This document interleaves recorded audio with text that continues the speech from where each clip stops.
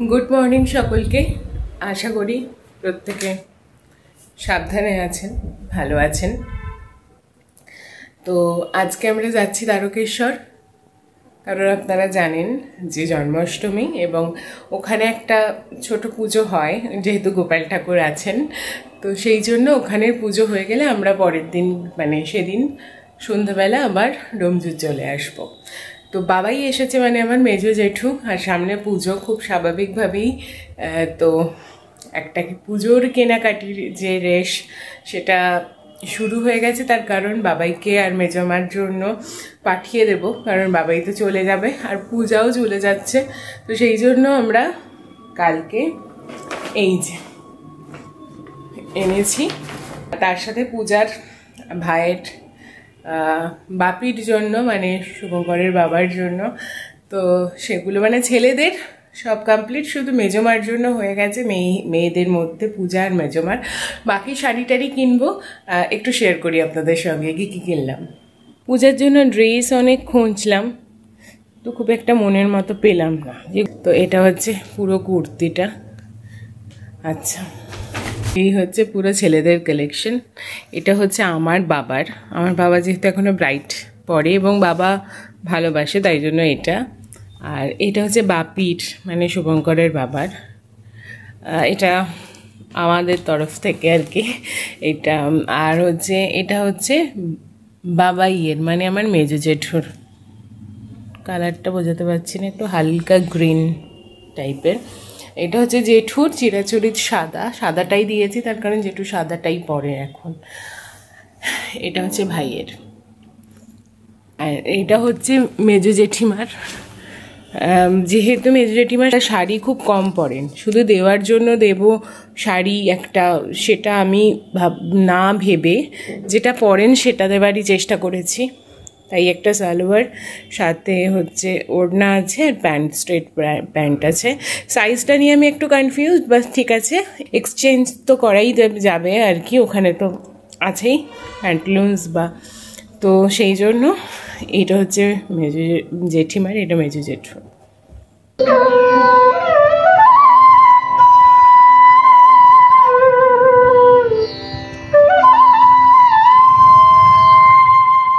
সকাল থেকে আকাশের মুখ বেজায় ভার, আর এই ভারির তো শুধু এখানে নয় আমি জানি, চারিদিকে একই অবস্থা, কিন্তু তা বলে তো বসে থাকলে হয় না। আজ তো একটা বিশেষ দিন, অবশ্যই জন্মাষ্টমী, কৃষ্ণ ঠাকুরের জন্মদিন, তাই সকলের বাড়িতেই সেই প্রস্তুতি ইতিমধ্যেই শুরু হয়ে গেছে।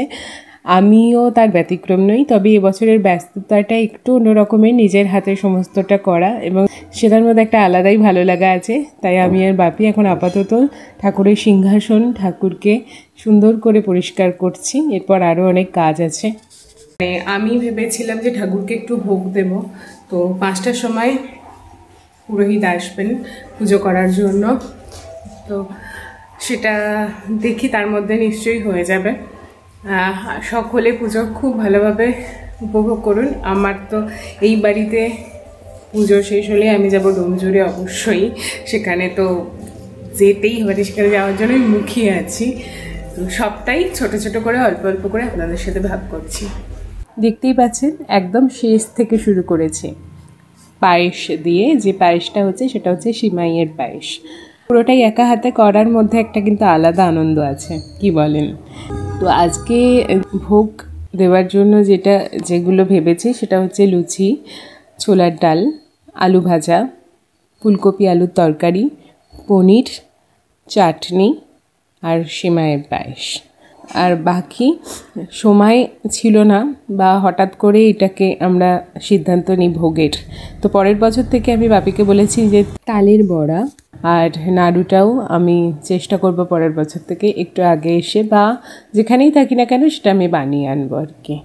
তো সেটা আপাতত বাপি কিনে এনেছেন। তার উপরে এই যে পরিস্থিতি, আকাশ সকাল থেকে। তো এদিকে শুভঙ্করও গেছে কাজেতে, ও বেচারা বলেছিল যে যাব না, আমি বললাম যে না তুমি চলে যাও। তো ও কলকাতায় গেছে, আর তো তাড়াতাড়ি ফিরতে হবে কারণ ডোমজুড়ে যাওয়ার ব্যাপার আছে। বাপিও বাজার গেছে, ফাইনালি খেতে বসেছে বলে দেওয়ার পর, অনেকক্ষণ বলার পর। খেয়েছে।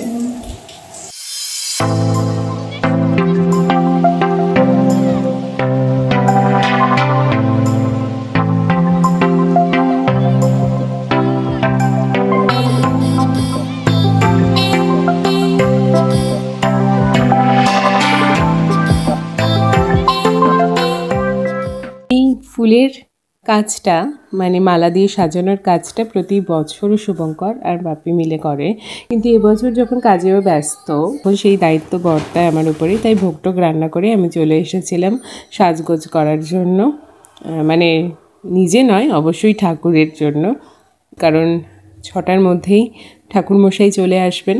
তো আমি এমনিও ঠাকুর জোগাড় টোগাড় বিষয়ে ভীষণই অজ্ঞ, তাও চেষ্টা করেছি, যেহেতু মামুনি অতদূর পর্যন্ত আসতে পারবেন না ওপরে, তাই বাপি যেরকম বলে দিয়েছিলেন বা আমি আমার ছোটোবেলা থেকে যেগুলো টুকটাক দেখে আসছি সেইভাবেই মোটামুটি সাজানোর একটু চেষ্টা করেছি আর কি। তো চলুন, ঠাকুরমশাই এসে গেছেন, পুজো শুরু হোক, আমিও রেডি হই ডোমচুটে যাওয়ার জন্য।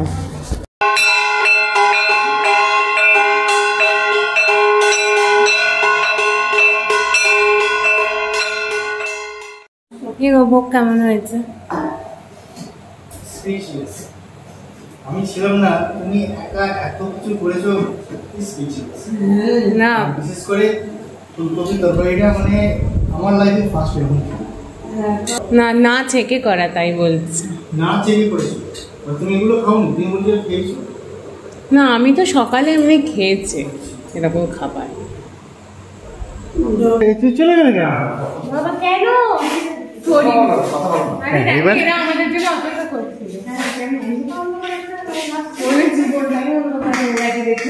সকাল থেকে অন্ধকার আর অন্ধকার এসেছি, এখন বাজে প্রায় 10:10 বেজে গেছে। বেজে গেছি, তো আমি এখন পুজোটা দিয়ে আসি, এরা এসেই দেখলো লুচি বাড়তে শুরু করেছিলাম।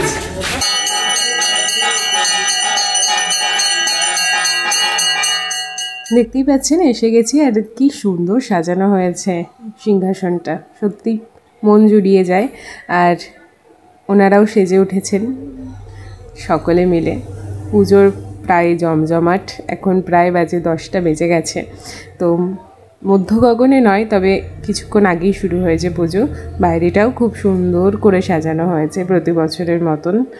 ভোগ এখানে দেয়া হবে, এখানেও ফুলকপি আলুর তরকারি, 5 রকম ভাজা, চাটনি, সুজি, লুচি, যেরকম প্রতি বছর হয়। আর 108টা প্রদীপ, এটা দেখতে এত সুন্দর লাগে জ্বালানোর পর, আর সবাই মিলে যখন জ্বালান তখন ভীষণ সুন্দর লাগে।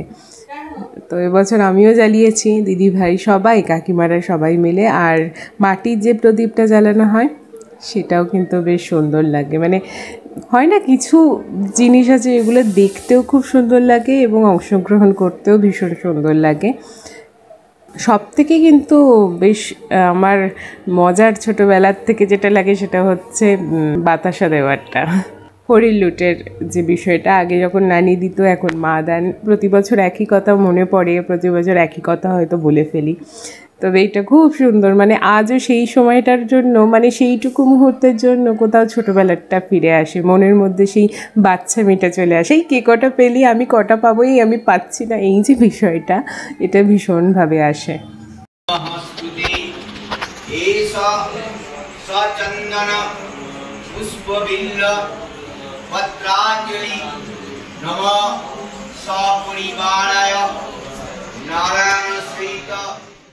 গুড মর্নিং সকলকে। আজকে নন্দ উৎসব, কালকে আর মানে আমি হোম পর্যন্ত দেখতে পারিনি, এতই শরীরটা খারাপ করছিল যে আমি শুয়ে পড়েছিলাম। তো যাই হোক, এখন যাচ্ছি ও বাড়িতে, কালকে দেওয়া হয়নি কারণ সবাই ব্যস্ত ছিলেন। আজকেও নন্দ উৎসবের পুজো, এটা বাকি কাটিয়ে দিয়েছি সকলের জন্য, জন্মাষ্টমীর জন্যই পাঠিয়ে দিয়েছেন, বাবাইয়ের জন্য, বাবার জন্য আর জেঠুর জন্য। তো সেটা আজকে আমি এখন দিতে যাচ্ছি। আর পুজো উপলক্ষে প্রতি বছর আমরা কৃষ্ণের জন্মদিন উদযাপন করি প্রত্যেকটা বাড়িতে বাড়িতে, ঘরে ঘরে, এবং আমাদের কমপ্লেক্সেও হয়েছে ভীষণ সুন্দর করে। ইন্ডিভিজুয়ালি তো হয়েছেই, তার সাথে যে কমিউনিটি হল ছিল সেখানেও খুব সুন্দর করে সাজানো হয়েছে, সেটাও আপনাদের সাথে একটু ভাগ করি। সেটা আশা করি ভালো লাগবে আপনাদের প্রত্যেকের। প্রতি বছরই নন্দ উৎসবের দিন সন্ধ্যাবেলায় একটা গেট টুগেদার হয়, আপনারা হয়তো অনেকেই জানেন। আর এখানে চলছে তারই প্রস্তুতি, রান্নাবান্না, আর তার সাথে চলছে ভোগ তৈরির, অর্থাৎ নন্দ উৎসবের দিন সকালবেলায় ভোগ তৈরির প্রস্তুতি। হ্যাঁ, তালের বড়া, ফুলকপির তরকারি, আর ওখানে আলুর দম।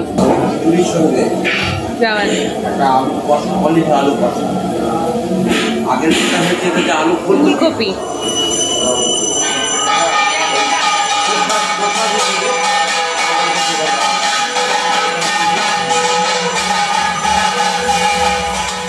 আরতির পর ঠাকুরকে ভোগ নিবেদন করা হয়েছে, আর এই নিবেদনের মাধ্যমেই আজকের নন্দ উৎসবের যে পুজো সেটা শেষ হবে। এবং এরপর আস্তে আস্তে সকলে আসবেন। দুপুরের দিকে বেশ কিছু মানুষ যাদেরকে আমরা ভোগ নিবেদন করে থাকি তারা আসতে শুরু করেছেন। আজকের ভিডিওটা এইটুকুই। ভালো থাকবেন সবাই, সাবধানে থাকবেন। ঈশ্বর আমাদের উপর সর্বদা কৃপা দৃষ্টি বর্ষণ করুক, সেই আশাটুকু নিয়েই আমরা এগিয়ে চলবো আগামীর পথে। প্রত্যেকটা মুহূর্তকে উদযাপন করবেন। কঠিন পরিস্থিতি নিশ্চয়ই আমরা কাটিয়ে উঠতে পারবো। আর এই কঠিন পরিস্থিতির সামনে দাঁড়িয়ে এইটুকুই বলবো যে আজকে বাঁচুন, মন খুলে আনন্দ করে বাঁচুন, কারণ প্রতিটা আগামীকাল অজানা। দেখা হচ্ছে অন্য কোনো ভিডিওতে। ভালো থাকবেন।